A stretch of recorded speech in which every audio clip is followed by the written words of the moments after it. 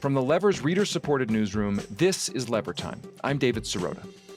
Labor Day is the one day each year in America when we're supposed to think about the achievements of workers rather than bosses. It's the one day we're supposed to remember that much of what we cherish in our society, like, say, the weekend, was brought to us by unions. The other 364 days are for the oligarchs. We're supposed to see them as gods, as role models, as saviors of our society. And we're not supposed to ask about how they enrich themselves by exploiting workers. So today on Lever Time, we're honoring Labor Day by looking at what the oligarchs' class war against workers is actually buying. Our guide is the New Yorker magazine's Evan Osnos, America's foremost chronicler of the yachts, bunkers, and shell corporations that define this new gilded age. He provides a glimpse into the rarefied air of oligarchy and insights into why billionaires remain so pathologically committed to accumulating more while the rest of us suffer. That's all coming up on this episode of Lever Time.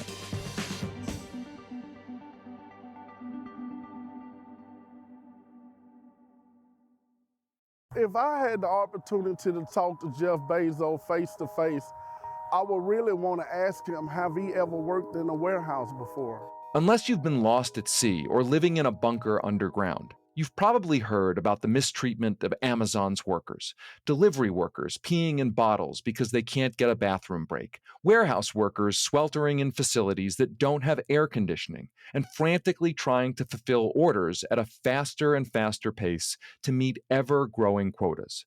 The conditions at Amazon are so bad that they sparked a rebellion, which led to one of the biggest union victories in the history of the modern American labor movement. A few years ago, a group of Amazon workers in Staten Island, New York, voted to unionize, overcoming a multi-million-dollar union-busting campaign from the company. This is a prime example of the power that people have when they come together. The Amazon union drive spotlighted the fact that worker exploitation isn't some anomaly. It's woven into Amazon's entire business model.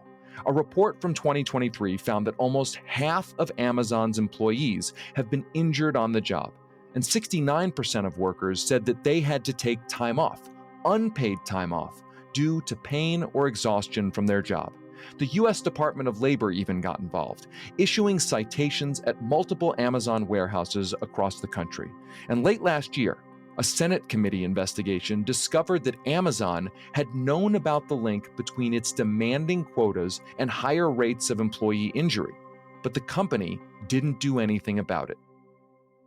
On Labor Day, it's important to honor the workers who are trying to unionize a behemoth like Amazon. But I also have to ask a nagging question. Why were they being mistreated in the first place? What does all of that neglect and worker abuse actually buy? In the same year that those Staten Island Amazon workers formed their union, Amazon reported more than $500 billion in net sales. Couldn't some of that money be used to improve working conditions and pay workers better? And if it's not going into that, it must be going into something important, right? Right? Multi-billionaire Amazon founder and space explorer Jeff Bezos is reportedly building a mega yacht in the Netherlands that is set to become the largest sailing yacht in the world. But there's a snag. It's so mega that it won't fit under a beloved and historic bridge in Rotterdam. So the city proposed to dismantle the bridge just for Bezos. Back in the first Gilded Age, that post-Civil War era that was booming with industrialization, America saw more growth in technology and industry than it ever had before. And of course, with that explosion of industry came corruption and rising inequality. The wealthiest business owners began to amass political power greater than democratically elected officials, and those greedy industrialists grew disgustingly rich at the expense of the working class. But workers fought back, forming a new progressive movement. Amid that backlash, many of the wealthiest titans of that era made promises to become better stewards of society. Philanthropy came into style, and some of the biggest tycoons seemed eager to show themselves reinvesting part of their wealth back into the United States. John D. Rockefeller's giveaways helped launch the field of biomedical research. Andrew Carnegie built more than 2,000 public libraries all over the world. Even the robber baron J.P. Morgan was credited with saving the US from sinking into financial crises twice.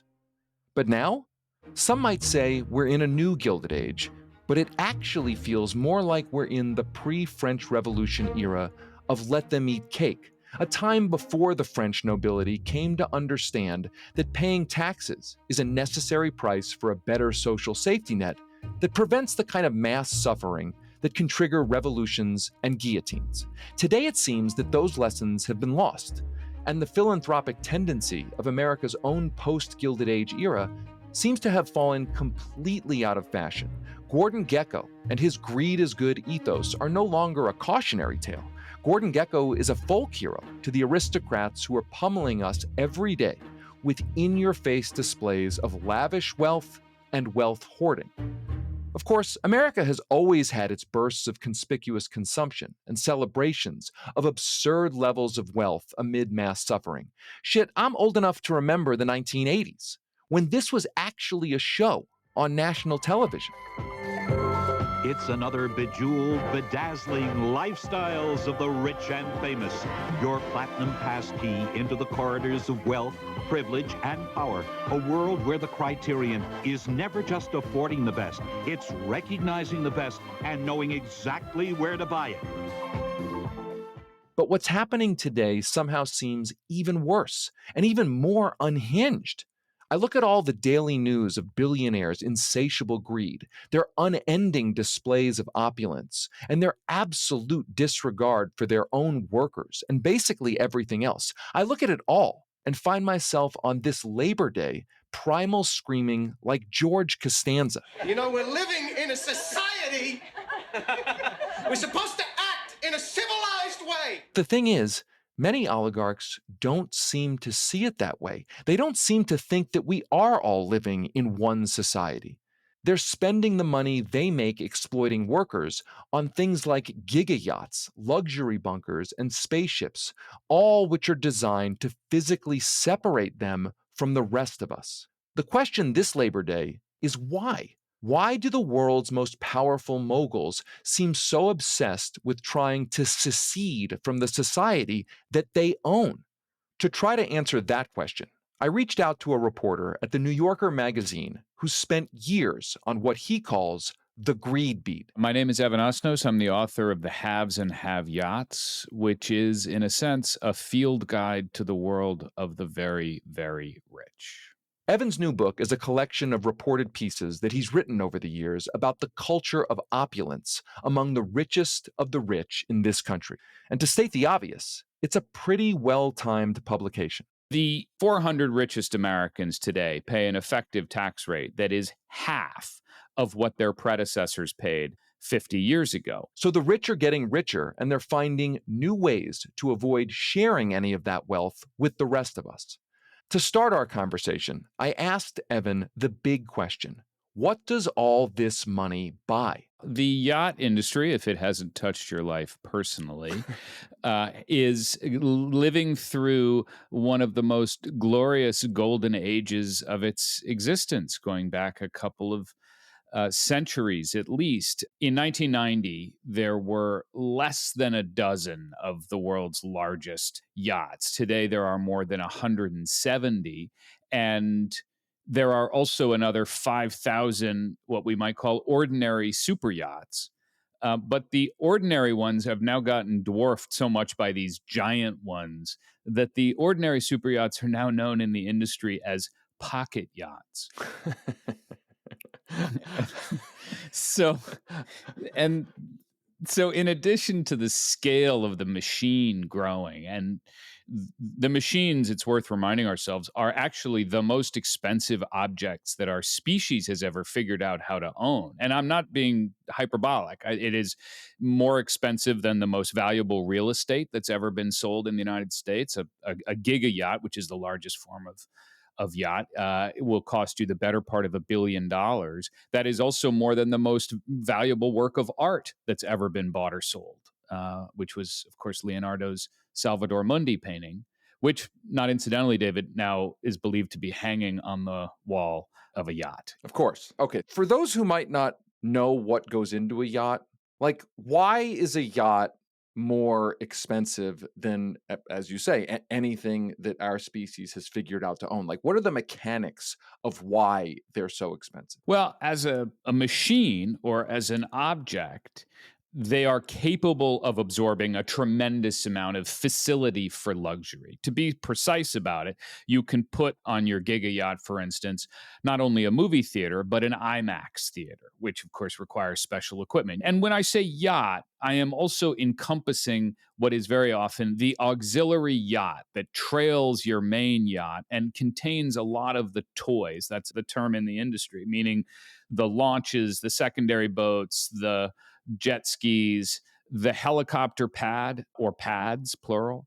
But really, where the money gets sponged up when it comes to the construction of a machine like this is that there is a curious legal fact that goes back all the way to the sinking of the Titanic. After the sinking of the Titanic, they passed rules that said that with rare exceptions, you could only have 12 guests spend the night on a yacht, but you could have an unlimited number of staff attending to them. And so as a result, as yacht owners described to me, you can end up with ratios that you would never find on land anymore. He said you could have 40 or 50 staff members who are housed on the boat. And so you can end up in a situation that you really don't see, frankly, outside of Downton Abbey, where you have 4 or 5 people attending to each owner or guest. I think it was AOC who said, and rhetorically, she was talking about wealth inequality. She was saying the yacht owners, their yachts have yachts. Yeah. And what you're saying is that that's not metaphorical. That's like actually what's going on. That's right. Yeah, that's a technically accurate description, that the yacht has a yacht. Yeah, it's really hard to fathom. Like, when does a yacht become a mega yacht, become a giga yacht, or a pocket yacht become, like, what are we talking about here? So part of the appeal, frankly, to people who get involved in this world is that there is a nomenclature to it. I mean, there is a kind of easily definable way of showing who is the biggest and most powerful. I mean, the technical term in the industry is called LOA, which stands for length overall. I mean, it's so phallic. Like, it's so on the nose phallic, but continue, please. Yeah, it doesn't take a lot of metaphor. It kind of does the work for you. A couple of important definitional facts. For something to be a yacht, it has to have a crew. After that, for it to be a super yacht, that means that it is anything that is longer than 98 feet. And then if it is longer than about 230 feet, then it's known as a mega yacht. And if it's longer than 295 feet, which is, to remind ourselves, about the length of a football field, then it's known as a giga yacht. And there are about 7,000 total super yachts in the world. There's a couple of hundred giga yachts by this point. Okay, so just I'm putting it in my mind's eye. A giga yacht, if I'm imagining like a Denver Broncos game. Yeah. I'm imagining a boat that sits across, correct, lengthwise the entire field.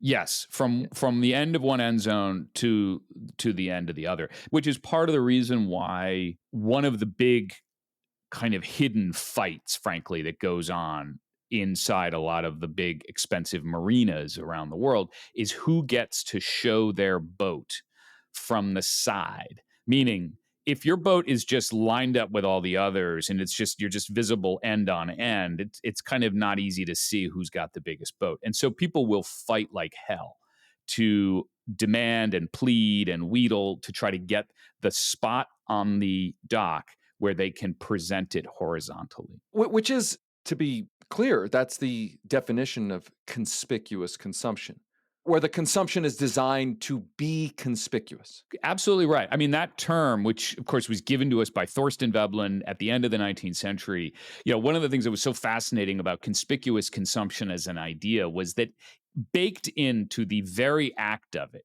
was, as he described it, needlessness. Meaning that in order for it to be satisfyingly conspicuous, it had to demonstrate the fact that it was something that you absolutely did not need to survive.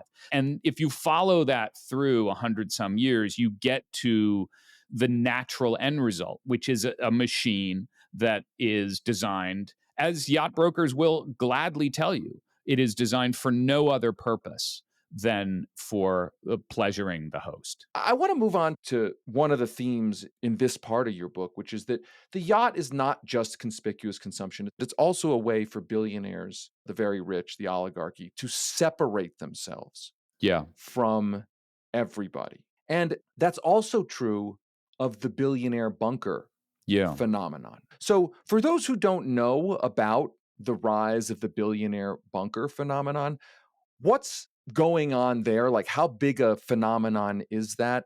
Does like every billionaire have a bunker? Like, that's another booming industry? It has been a booming industry really in the last 2 decades. And it started first in the Wall Street orbit after 9/11. There was the physical shock of an attack on Lower Manhattan, which suddenly began to stir the imagination of guys on Wall Street who said, maybe we need to start thinking about how we would get out of the city in the event of an attack. But then particularly after the Occupy movement, I remember talking to a CEO who had been speaking to a friend on the phone who was looking through the window of his office at the events on the ground and became very aware of the fact that there was a feeling of precariousness, that the system that he represented and quite literally presided over could find itself in the crosshairs. And so there was a more and increasingly urgent conversation going on Wall Street and in Silicon Valley about what would you do if you had to run, if you had to go? Where would you go? What were you doing to prepare for it? At one point, a venture capitalist told me that by his reckoning, about 50% of the billionaires in Silicon Valley, himself a billionaire, had some form of what he called apocalypse insurance, by which he meant some place that he could go in the event of a meltdown, probably political and social. And as another one put it to me, I keep a helicopter gassed up all the time, and I have an air filtration system in my basement. I think this became more publicly known when Peter Thiel started developing his doomsday refuge in New Zealand. This became then kind of controversial in New Zealand because they became aware that there were a number of hedge fund and technology tycoons who had turned up there and started buying up large pieces of real estate.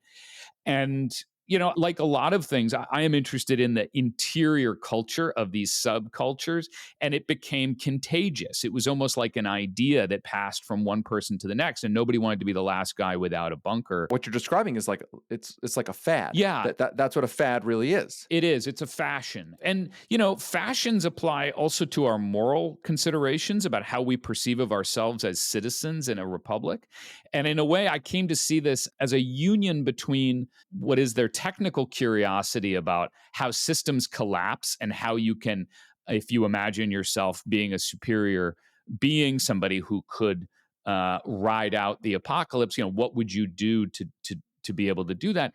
And it then fused with also a kind of moral fashion that was taking hold in the form of people like Elon Musk, who were beginning to turn against liberal democracy in a more overt way. I mean, I think those ideas had always been in the primordial soup of tech, but had been more or less secondary to the presentation of sympathy to the liberal democratic idea. And that period was ending and this new period was emerging. All of this makes me think of Elon Musk and Jeff Bezos owning these spaceship companies as well, trying to launch people and probably themselves into space eventually. I think a deeper question is, why do you think these people are so interested in owning everything, but also in getting away from everyone?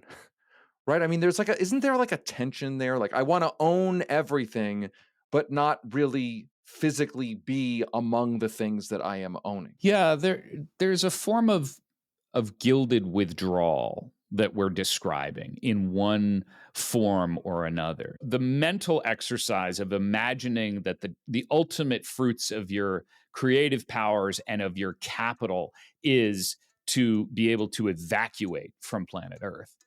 After the break, I ask Evan Osnos to explain some of the sneaky tricks that billionaires use to spend money without ever losing money. We'll be right back. Welcome back to Lever Time. We've just talked about the conspicuousness of yachts, what they potentially achieve psychologically Yeah. for the owners. How much are these things a financial investment or at least a financial instrument beyond just being conspicuous consumption? Well, they do serve some valuable financial function. I remember talking to a yacht owner who said to me, frankly, the yacht is, as he put it, the best way to absorb excess capital, which is a term that really lingered in my mind. And he said, you're not going to spend that much money on a house on land because, as he said, the optics are weird. It sends a bizarre message to your employees and to the rest of the world. And as another yacht owner said, he said, the problem is if you're on land and you spend $250 million or $300 million and you don't like your neighbor, you have a real problem. Whereas if you're on a boat, you can just go, or you can encourage them to go. I mean, the first time I'd ever heard the super yacht world really explained to me was when I was in New Zealand reporting on billionaire doomsday refuges. And I was talking to a private wealth manager who actually said, what you should be looking at are these yachts that are stocked full of art and in some cases literal gold and assets and are essentially going around the high seas, and the owner will pop in and enjoy them for a period of time, but they are mobile financial storehouses that are beyond the reach of ordinary jurisdictions, and that is a very useful entity. It means that you can have things on there that are not going to be taxed, that are not going to be inspected. Maybe the provenance can get a little bit muddy about where it came from and who gave it to you and under what purposes. And if perhaps you are also, let's say, a government official, then it can become especially useful. It allows you to sometimes quite literally disappear as needed. That we discovered that after the invasion of Ukraine, the full-scale invasion of Ukraine, when the United States, as you'll recall, started seizing yachts overseas, and some of these vessels turned off the transponder, which is under ordinary conditions legally required to stay on, and that lets them be traced. But they just essentially vanished, and they were gone in some cases for weeks or months before resurfacing. They were only identified in some cases by satellite photography or by other kinds of unexpected means of discovery. And I think what's interesting about it is that it is the physical manifestation of an age of, call it free range capital, in which people no longer are bound by either a personal sense of national attachment or any particular belief in an allegiance to the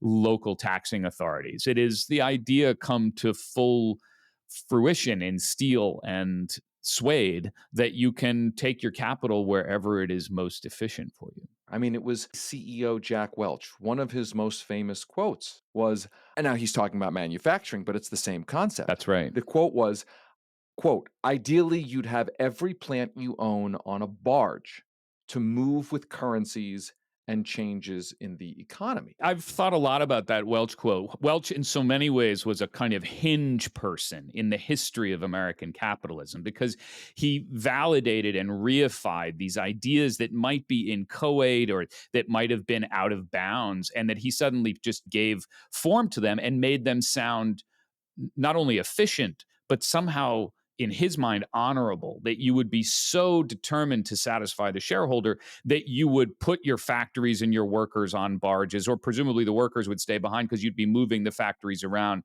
to capitalize on the most low-cost labor.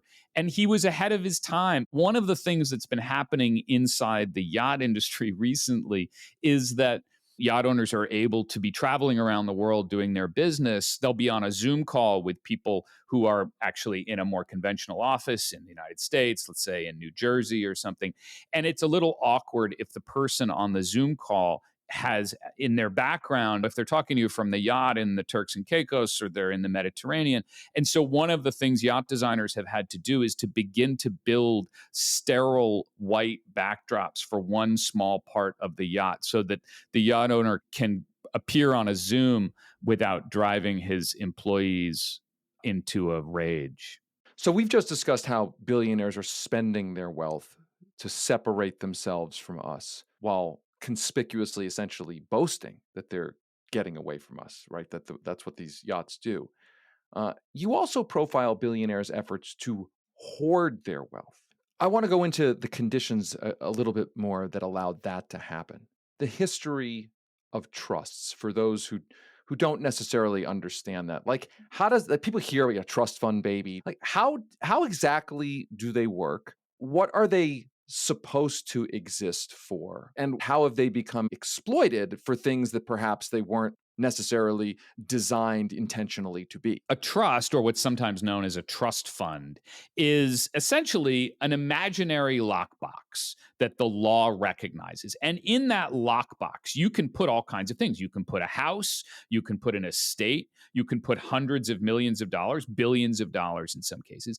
And that lockbox, simply by declaring it so and registering it in the right location, can suddenly take on almost supernatural properties. What's amazing about what's happened in the last few years is that there's been a huge and very quiet change in the law around trusts.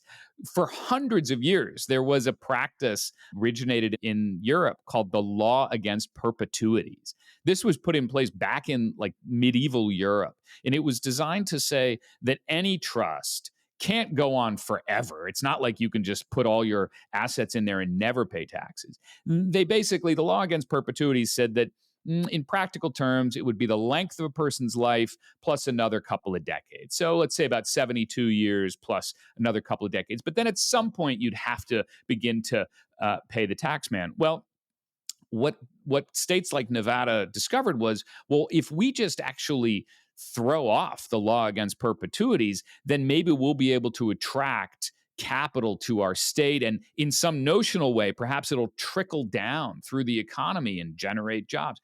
There's not particular evidence that that's been the case. But one thing it certainly has done is attracted a huge number of these giant trust funds, which are now set up in a condition that is, no exaggeration, essentially more generous to the trust than anything we've seen in hundreds of years, going back to early medieval Europe. This is the reason why the Murdoch family dispute has been playing out in a Nevada courtroom, is because the Murdoch family put their trust in Nevada knowing that they would be subject to relatively fewer taxes than they would be if it was in, of course, New York State or California. When we come back, I ask the New Yorker's Evan Osnos why the ultra-rich are trying to separate themselves from the rest of society. That's after the break.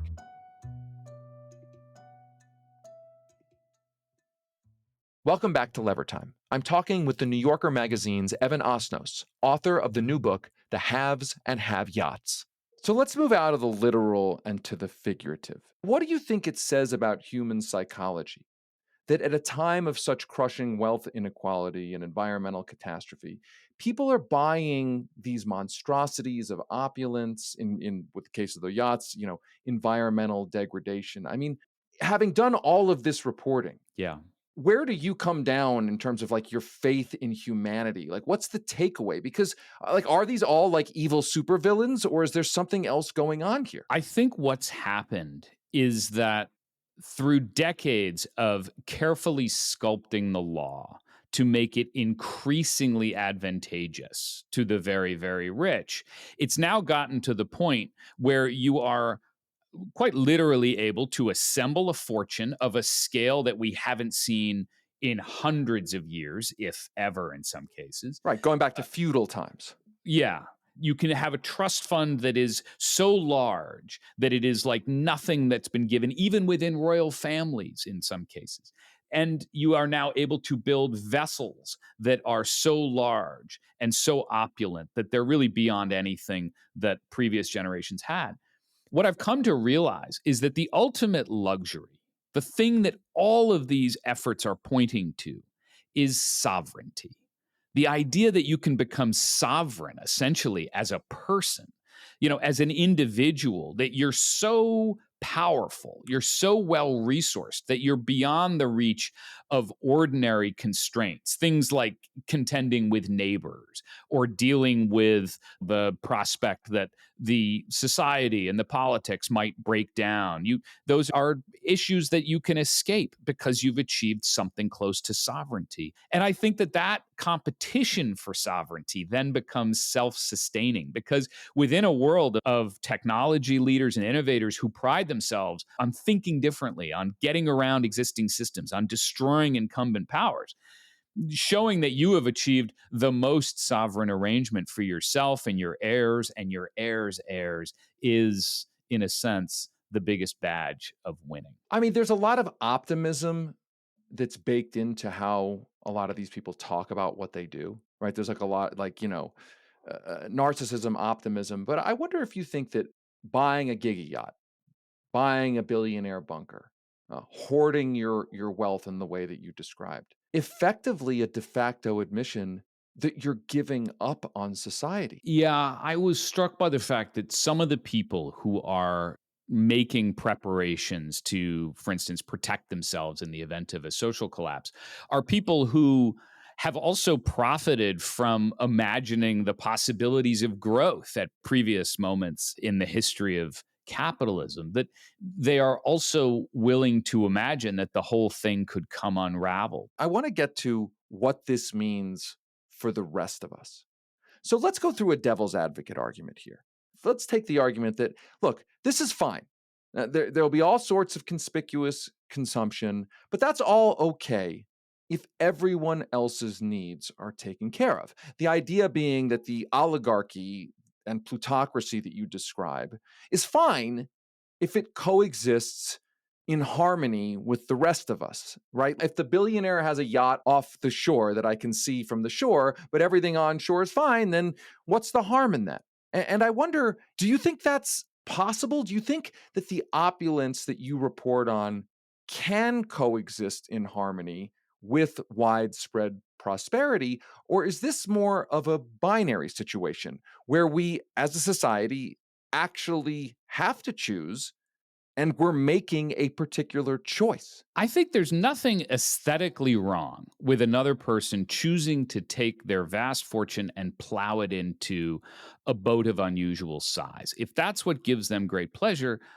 all the power to them.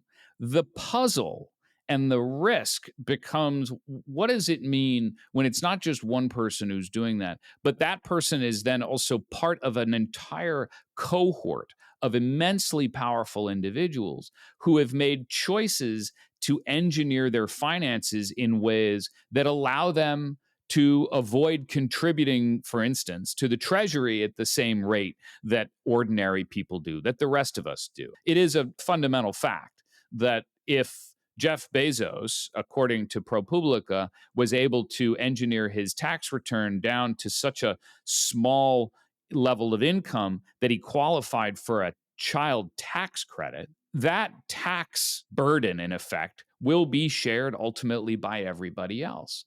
And we end up in a situation where we find ourselves looking at government, looking at our system and saying, we don't have the money to do things to support vulnerable people. How did we end up in a situation where our money is so scarce? I remember first coming upon the news that people were returning roads in some places from asphalt into gravel because it was too hard for these municipalities to pay for them, or rewilding parks because they can't afford to maintain them. And that's a simple matter of the fact that we have created a system in which, if you're fortunate enough to have the best, most expensive tax advice, well, then you can more or less opt out of some of the responsibilities to contribute to the commons in a way that you would not have been had we not created and permitted these kinds of systems to grow. So these yachts become, in the final analysis, emblems of a system in which the legal arrangements have been engineered and pruned and massaged to allow some people to participate at the minimum necessary level in the political society in which we all ultimately coexist. And as a result, it leaves it to the rest of us to pick up the slack. Yeah, and this says nothing of the fact that the people who are choosing to use those shell games, those legal loopholes to lower their tax burden, they're participating typically in the creation of the legal architecture that they are exploiting. They are participating with, in the Citizens United era, using their wealth to create the environment to allow them to hoard more wealth. It's a self-licking ice cream cone in that sense. The 400 richest Americans today pay an effective tax rate that is half of what their predecessors paid 50 years ago. And they've used that windfall to pour influence into politics to ensure and expand the loopholes and the benefits that have allowed them to accumulate and protect that capital. That is a cycle that you can continue to great personal benefit for a long time. I want to ask you about the historical perspective here. All the spending and wealth hoarding. I think some people might be listening to this and saying, look, there's been rich people forever, right? There were kings back in the medieval times, right? I mean, like greed, opulent spending, wealth hoarding. It's bad, but it's been with us for as long as humans have been alive. Do you agree with that? Or do you think that what you have been reporting on represents something new, different, and unprecedented? And if so, does it concern you that we are effectively equivalent to the Roman Empire on the decline? Like, are we at the precipice, or is this just sort of, yeah, it's bad, but kind of normal? I think it's tempting to normalize it and to say, well, we've always had very rich people. I mean, John D. Rockefeller, after all, exactly, had a giant fortune. And, what people would say, well, wasn't he much richer than our tycoons today? 10 years ago, the answer would have been, yes, he was much richer. The answer today is actually no. At the peak of his fortunes, John D. Rockefeller had about perhaps 1.5% of GNP. Today, Elon Musk, with $400+ million, has about 1.2% of GNP. So he's getting close to John D. Rockefeller territory. And the important point is, it's not just Musk. There is an entire cohort of people who are now in that category. I mean, it's worth reminding ourselves, David, 10 years ago, there was nobody on the planet worth $100 billion. There are now at least 15 people who meet that description, and we're getting close to the era of the first trillionaire. Reasonable projections are that we'll be there within the next decade or so. And I think it's easy to sometimes imagine, well, maybe this is all just kind of normal and it's all just adjusted for inflation. Well, I asked archaeologists who specialize in inequality. They go back all the way to the Neolithic era. As one of them put it to me recently, Tim Carrick, he said, I think we're living in a more unequal society than the society that built the pyramids. So we are in uncharted territory. And I think it's useful to remind ourselves that, yes, there's always been rich people, and there has always also been moments of sudden catastrophic social collapse as a result of that. I mean, take, for example, the history of Rome. We know from history that when you reach levels of inequality that are as vast as they are now, they tend to resolve in one of a few ways, either war or pandemic or social revolution. Don't take it from me. I mean, take it from some of the wealthiest people in this country. Paul Tudor Jones, hedge fund manager, who has talked about his concern that we're edging into that territory. But if you take the example of Rome, it's pretty eloquent. By the end of the Roman Empire, the inequality had become so pronounced that your average farmer in Rome had about 5 pieces of gold that he earned per year, but a Roman senator could bring in a couple 100,000 pieces of gold per year. And there was a great historian of Rome named Ramsay MacMullen who was once asked, what really brought about the end of Rome? Explain it. And he said, the fall of Rome took 500 years, but it could be condensed into 3 words. He said, fewer have more. There comes a point, as Louis Brandeis told us a century ago, you can either have democracy or you can have huge wealth in the hands of a few, but you can't have both. And we're getting closer to the point when that is a reckoning moment. So here's the final question. If part of what is motivating billionaires and the super rich to buy yachts and bunkers and hoard their wealth is fear and not just ostentation, they're trying to protect themselves from the collapse of society and liberate themselves, Why aren't they going in the completely different direction? I mean, there's the alternate theory that if you're very rich and you're afraid society is going to collapse, you should be spending your wealth and political influence to try to fix society, because ultimately there is no escape. We're all on this planet.